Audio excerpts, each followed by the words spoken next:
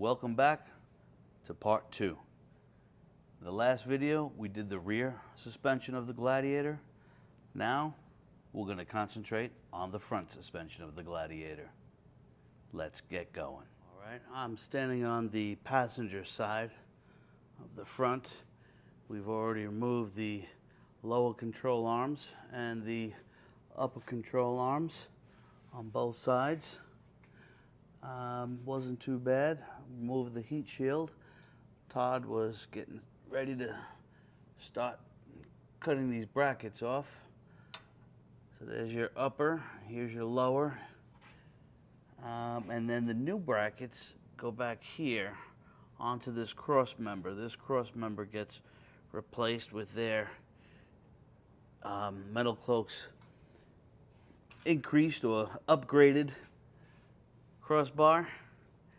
So again, we have the lower here, we have the uppers are up over the axle here and over here. Everything was pretty much easy to access. We didn't have any problems so far. I'm going to get ready to support the transmission, and then we'll work on getting this crossbar replaced.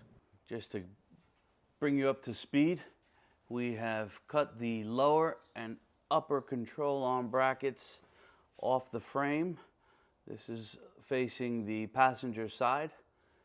We're just mocking up that lower one right now to kind of get a better perspective as to where she's going to go and what really needs to be cut out of the way, what needs to be ground down. So the upper here has a little bit of the welding lip. We're going to grind that down, but I'm not going to worry too much about the thick welding on the frame.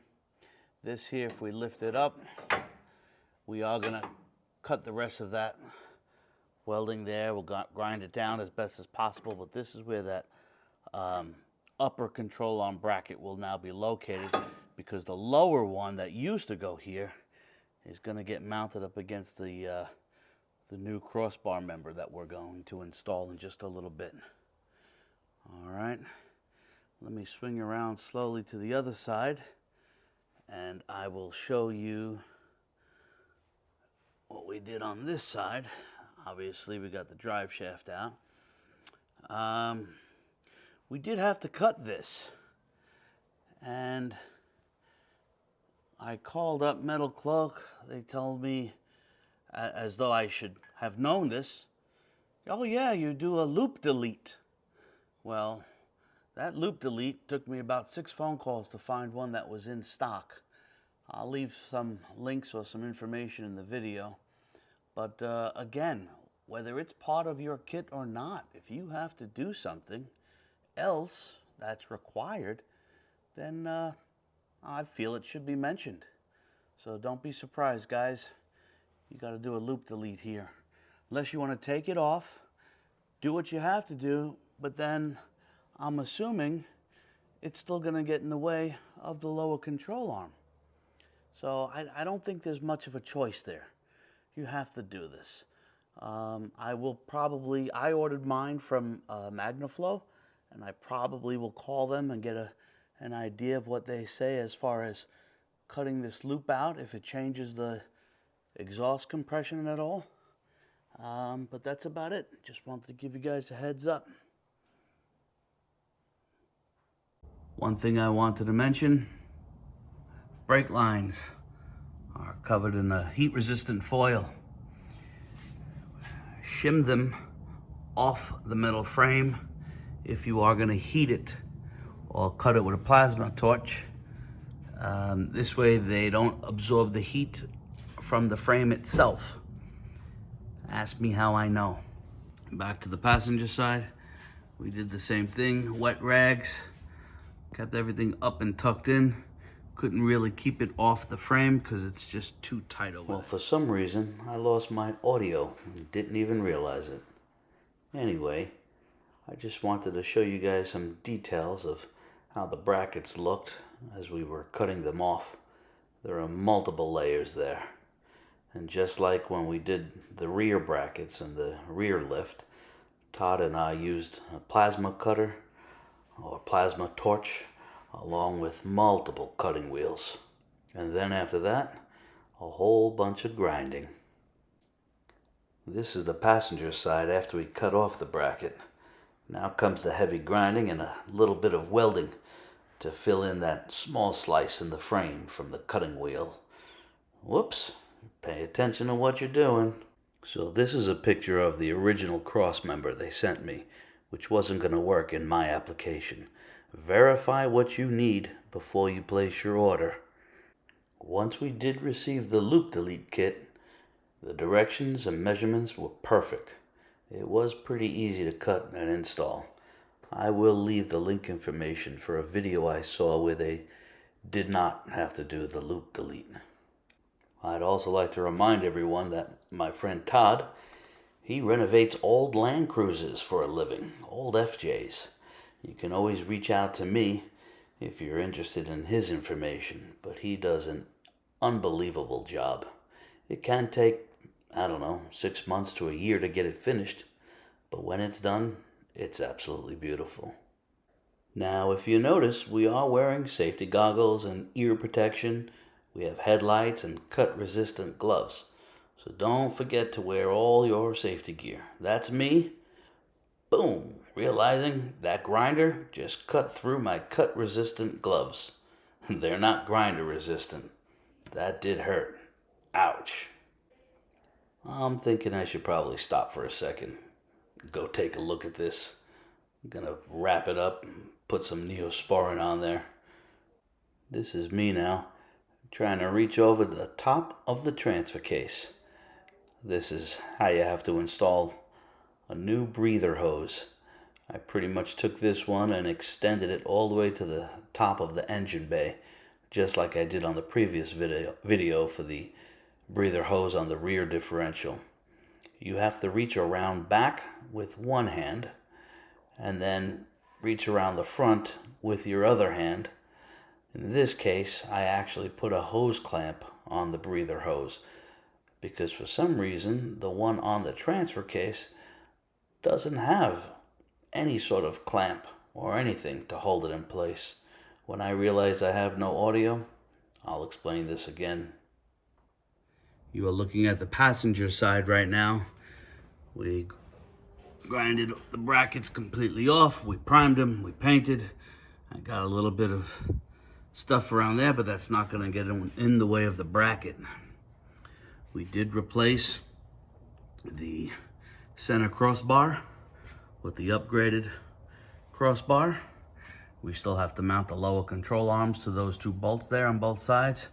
This is the driver's side, all ground down again and painted, primed and painted, and that's it. This hose right in the way is the breather hose. I'll show you that in a minute.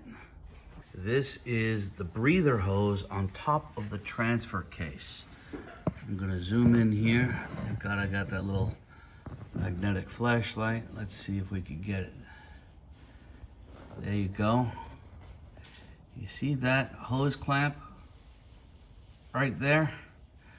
That hose clamp is the brand new breather hose that I'm gonna extend from the transfer case up to the engine bay. Let me back out a little bit. You need to access that from the rear of the transfer case. And what it actually looks like is this little guy right here. It's a little 90 with a filter up on top, and then the breather hose goes on that little stud. It did not have a clamp of any sort, so basically we just popped it off, put the new one on, but this time I did put a hose clamp on it, and I'm going to extend it up to the front of the Gladiator underneath the hood. A special shout out to Dan Grec from The Road Chose Me. He's the one that has a great little video on swapping out the breather hoses. So from the back end of the transfer case, you just reach over and you'll be able to touch it. So I had my right hand over the top. I had my left hand in front with a little wrench, and I I was able to get her done. For those of you who are changing out your front drive shaft, their directions say, you know, grab your rubber mallet and hit it off. And with all of this room here for your swinging, yeah, it's not gonna happen with a rubber mallet. I don't know what they were thinking. But if you have access to a puller, that's the way to go. Pulled it right off, no problem. If you don't have access to a puller, guess what? You get to go buy a new tool today. Pick yourself up a puller, and it's so much simpler. All right, guys, just to clear up some of the instructions from Metalcloak. You know, they mentioned putting the nut to the side off the yoke for reinstallation, but then the next sentence skips on to something else, and they don't really discuss what's happening here. They assume if you're doing this job, you know what you're doing, which is pretty fair on their part. But what you're looking at here is the new yoke that came off of the drive shaft. Came off of here. Where are the bolts? Here are the bolts. And these bolts are 12.8 millimeter or a 12.5/16 socket will also work. So you have to take that off of there, and then you slip that on to your transfer case like so. After you've used the puller to get the old one off, then you put it back on the transfer case. I'm going to give you the front view now. Sorry about all this moving around. Let me back up a little bit here. Okay, so I put the yoke on, and now I'm going to put the rubber O-ring on, and then the nut. And then I'm going to get the screws back in there, spin it 180 degrees, and get the next two screws, because now they'll be towards the bottom. All right, a ratcheting wrench seems to work very well. Okay, 12.8 millimeter. Let me get this started, and hopefully I could get you guys back here again. So you get one last look at that yoke. I did forget to mention to make sure you use blue Loctite. Seems like I used maybe a little bit too much because it came oozing out. And then also the directions say to tighten that bad boy up to 160 foot-pounds. All right, she is tight, and now we're going to get started on putting the rest of the drive shaft in. Here goes nothing. We got most of the front assembled, coils, the links, everything else. For the life of us, we could not get that pitman arm loose. We couldn't get this thing loose over here. We tried everything. So I'm going to leave that to the lucky mechanics that get to do the wheel alignment. Anyway, this is your track bar. This is the new track bar, and they tell you right in the directions that that housing may not be wide enough this way for the ball. It's not necessarily, well, a little bit of the housing, but more so for the joint itself to fit in there.